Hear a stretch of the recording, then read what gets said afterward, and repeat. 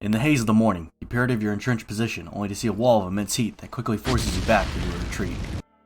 That is many people's greatest fears, and one that we'll be exploring in today's video. Not too long ago, I dove into the realm of German Flamethrowers. Since then, I've been very keen on doing one for the US Armed Forces of the Second World War.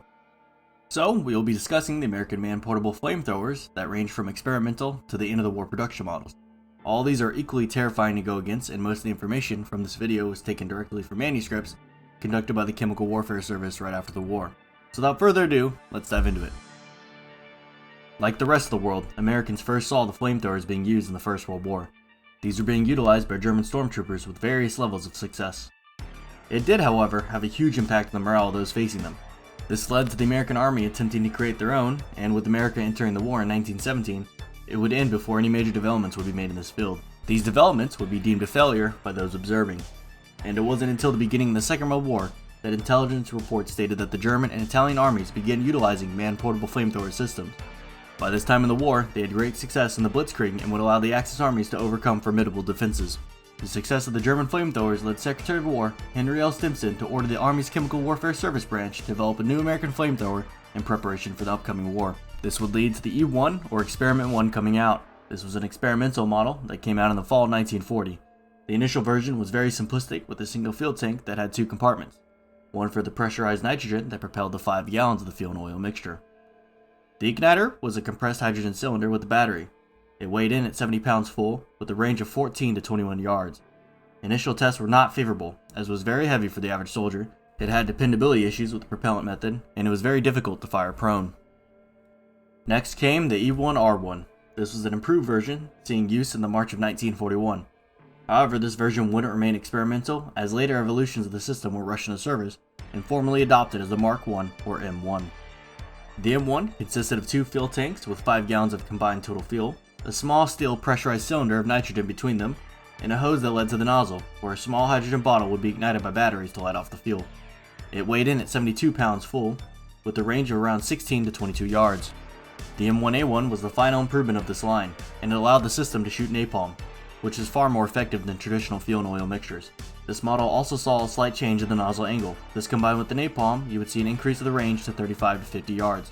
Just like the M1, it only lasted about 8 to 10 seconds.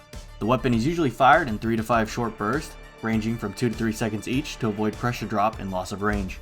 It weighed 32 pounds empty and 68 pounds full. However, the fundamental defects of inadequate waterproofing and unreliability that plagued all American flamethrowers remained. During the first 9 months of 1943, the 10th Chemical Maintenance Company of Brisbane, commanded by Captain John J. Schaefer, conducted extensive flamethrower testing. This was done in order to locate the major sources of the trouble, a project that included the overhaul of all flamethrowers in the Southwest Pacific area. The unit discovered that most malfunctions resulted from deteriorating cylinders and batteries which had succumbed to the elements. So what came about is the most popular, the M2. First seeing field usage in 1943, it weighed 43 pounds empty and 70 pounds while full. The system consisted of 3 bottles on a user's back, with 2 of those being the 2-gallon gas oil bottles used, and a middle one being the half-gallon nitrogen bottle. The effective range was 21 to 43 yards, with a total burn time of 7 seconds. Inspired by the Japanese entering the war with a cartridge ignition type system that ignited their flamethrowers, the M2 utilized small incendiary charges and sets of 5 inside the gun fired by a secondary trigger to ignite the fuel. Here is a video by Gun Jesus himself that most accurately shows the ignition and usage of an M2. The M2 would see multiple iterations lasting from the end of the Second World War up until the Vietnam War, where flamethrowers would meet the discontinuation of use by the American military. Now those were the types of flamethrowers. Now what about the men that would have carried them in battle towards the enemy? These systems would initially be carried by combat engineers, until shifting to the infantry mainly, as the engineers were typically busy enough focusing on traditional engineering tasks. One part regarding flamethrowers that I find quite interesting is the training, as it widely varied depending on the time and theater of the war. Starting with the Pacific, we first see the use of portable flamethrowers on Guadalcanal. Originally issued to engineers with on-the-spot training by the Chemical Warfare Service officers, this would change as the war progressed, and it would factor greatly depending on your unit. As you either see training at a training center, like in Australia, the Chemical Warfare Training Center at Brisbane, or the Jungle Assault School at Rockhampton, Queensland.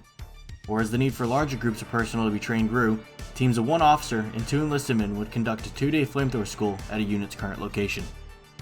All these training centers and programs would elaborate on operating, maintenance, and tactics, such as working with the security detachment to provide cover in order to get close enough to an objective. In Europe, the Army opened a program at the Clifton College in Bristol, England on the 20th of October 1943. This was designed to train all sorts of unit personnel on the necessary skills to utilize a flamethrower effectively. Now, there are very few instances of flamethrower operator training occurring in the United States itself.